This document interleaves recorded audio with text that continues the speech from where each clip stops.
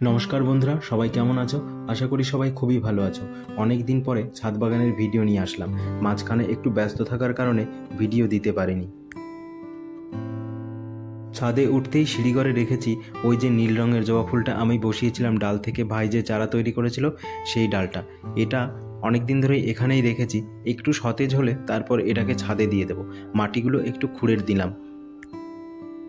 এই ডালটা বসিয়েছি প্রায় 2 সপ্তাহ মতো হয়ে গেছে।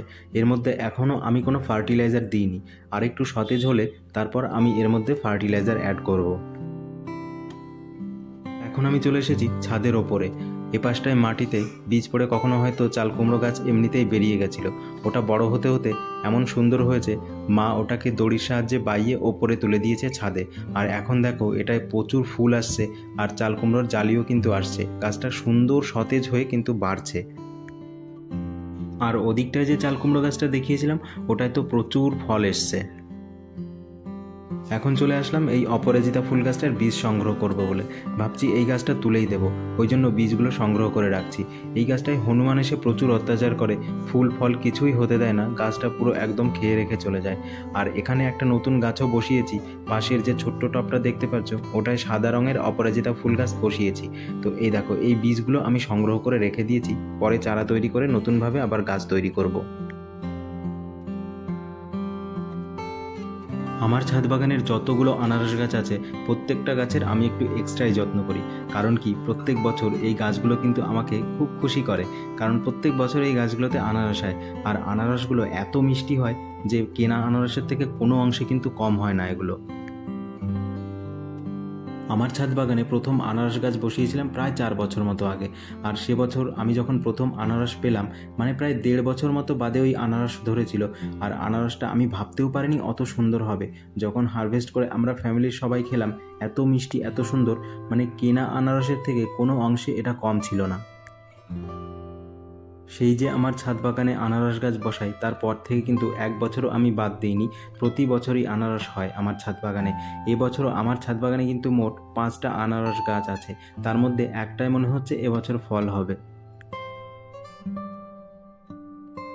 এই গাছটার গোড়ায় অনেক ঘাস হয়ে গেছিলো, মাঝে মাঝেই হয়, এগুলো মাঝে মাঝেই তুলে দিতে হয়। তুলে দিয়ে গাছের গোড়াটা একটু ভালো করে পরিষ্কার করে দিয়ে তার মধ্যে আবার কিছু মাটি অ্যাড করে দিলাম।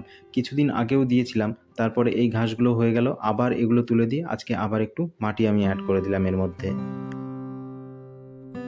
মাটিটা দেওয়ার কারণ আছে, কারণ দেখি পরিষ্কার করতে গিয়ে কিছু শেকড় ওপরের দিকে উঠে আসে, সেই শেকড়গুলো মাটি দিয়ে ঢেকে দিলে গাছটা আরও ভালো হয়। আর এই কাজগুলো যখন করব খুব সাবধানে করতে হবে, কারণ আনারস গাছের পাতার দুপাশে তো কাঁটা থাকে, সেগুলো হাতে ফুটে যেতে পারে। আমারই হাতে অনেকবার ফুটে গেছে এই আনারস গাছের গোড়া পরিষ্কার করতে গিয়ে। এই দেখো এই আনারস গাছের গোড়া থেকে এতগুলো ঘাস আমি আজকে তুলে ফেলে দিলাম। এদিকটায় আসার পরে আরেকটা জিনিস আমার চোখে পড়লো। এদিকটায় যে বড় পাথরকুচি গাছটা আছে, ওটার থেকে হয়তো ঝড়ে কখনো পাতা পড়ে গিয়ে নিচে ছাদের ওপরেই পড়ে সেখান থেকেই চারা বেরিয়ে গেছে। এই দেখো এগুলো থেকে কত চারা বেরিয়েছে। এগুলো একটা সাইডে আমি এখন রেখে দেবো। অনেক চারা হয়েছে, এত চারা তো বসানো যাবে না, ভাবছি 2-1টা চারা আলাদাভাবে আমি বসিয়ে দেবো। আমার ছাদ বাগানের শিউলি ফুল গাছটা দেখো, এটা কয়েকদিন আগে মিলিবাগ লেগে একটু খারাপ হয়ে গেছিলো, আবার এটা কিন্তু সুন্দরভাবে বাড়ছে।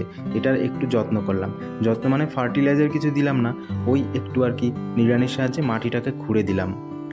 ভিডিওটা আজকের মতো এখানেই শেষ করছি। খুব তাড়াতাড়ি দেখা হবে অন্য আরেকটি ভিডিওতে।